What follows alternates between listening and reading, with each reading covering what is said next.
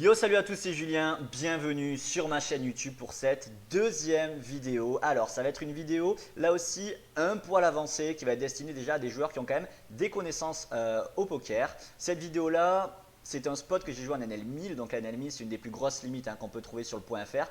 Contre un joueur récréatif, le but ça va être essayer un petit peu de vous étayer tout mon processus de réflexion et pour s'y faire, j'ai décidé un petit peu d'ouvrir Equilab qui est un petit logiciel qui va nous permettre de visualiser ma prise de décision et justement un petit peu d'étayer pas à pas mes propos. Alors, on est sur de la NL1000, je suis premier de parole, donc UTG avec paire de 6. Je décide d'open ici 20 €, donc les blends c'est 5 €, 10 €.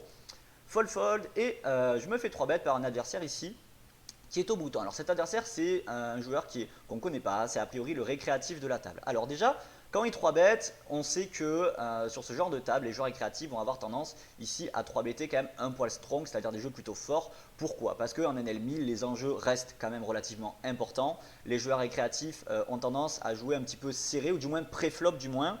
Ils ont tendance à garder des ranges plutôt propres. Après, post-flop c'est autre chose, mais au flop ils ont tendance quand même à jouer assez abaissé et à 3 better des jeux plutôt forts.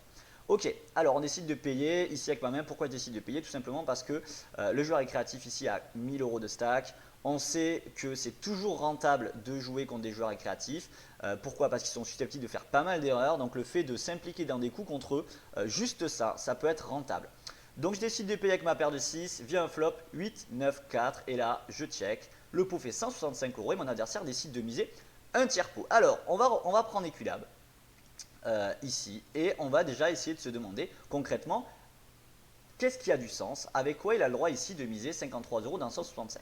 Donc on a dit que la range ici de 3 bêtes de mon adversaire était plutôt serrée, donc on va mettre quelque chose comme 5-6%, donc 5-6% ça va être on va dire des jeux plutôt forts et on va estimer que notre adversaire ici a le droit à peu près, on fait à la louche, à peu près d'avoir ces mains là que j'ai sélectionnées en bleu. Donc il a 1, 2, 3, 4, 5, 6, 7, 8, 9, 10, 11, 12 combos.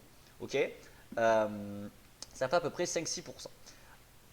Donc là il mise 53 €. On estime qu'avec la majorité de toutes ces mains ici, qu'il ait 2 As, 2 Dames, 2 Valets, paire de 8, As Valet suité, As Dame suité, on estime ici qu'un tiers ça a complètement du sens dans ce qu'il fait. Moi le fait de payer c'est aussi cohérent, pourquoi? Parce qu'il y a quand même pas mal de mains encore que je bats. Si mon adversaire a une main comme As Valet, As Dame, As Roi, As Dame off, As Dame suité, etc. je suis devant. Là je perds que contre les jeux qui sont faits, que contre les paires.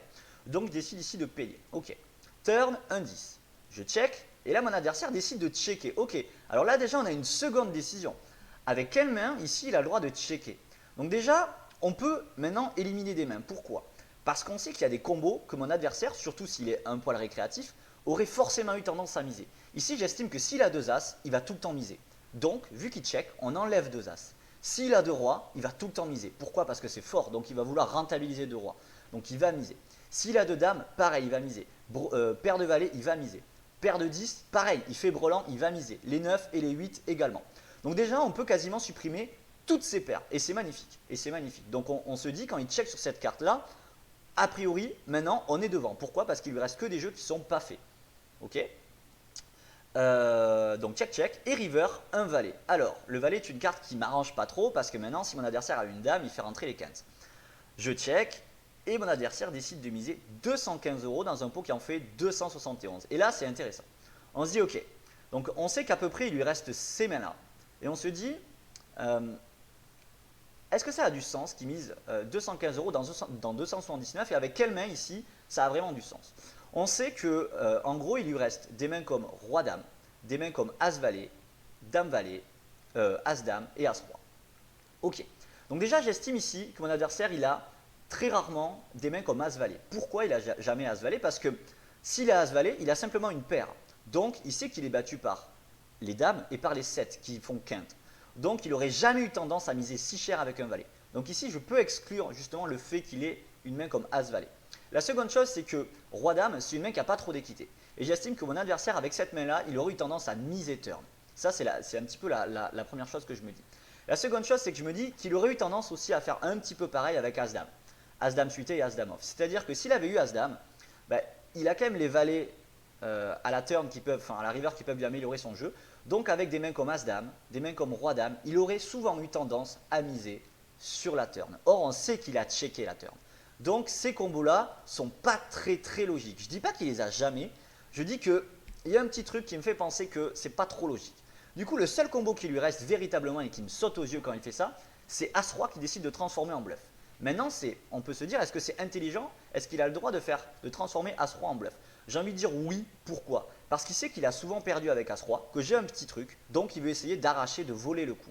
Donc c'est un petit peu la réflexion que j'ai eue. Donc vraiment, en analysant ici par entonnoir et en éliminant petit à petit les combos de mon adversaire, je peux ici déterminer une range. Alors bien évidemment, des fois on va se tromper. Je ne dis pas qu'on a 100% raison et que tout le temps il va nous montrer As-Roi. Non, bien évidemment, des fois on va se tromper. Des fois on va mal analyser notre adversaire, c'est-à-dire qu'on va penser qu'il réfléchit comme ça, mais en fait il va être complètement déconnecté de notre réalité à nous et il va être dans un degré ici que l'on ne maîtrisera pas, donc on va faire des erreurs. Mais on estime ici, et j'estime par expérience, que ces adversaires-là vont avoir tendance à réfléchir dans ce degré de réflexion-là. Donc, moi, avec ma paire de 6 et par ce processus d'entonnoir, je vais pouvoir justement prendre une décision qui va être la meilleure possible, du moins que j'estime la meilleure possible. Bref, donc j'ai décidé de payer et mon adversaire me montre As-Roi, on est content, donc on va dire la réflexion était bonne. Là aussi, donc c'est une vidéo que je trouve très intéressante qui vous montre un petit peu le processus de réflexion. Si vous aimez ce genre de vidéo, si vous en voulez plus, n'hésitez pas vraiment à commenter dans les commentaires, n'hésitez pas aussi à me dire ce que vous avez envie que je traite dans les vidéos YouTube.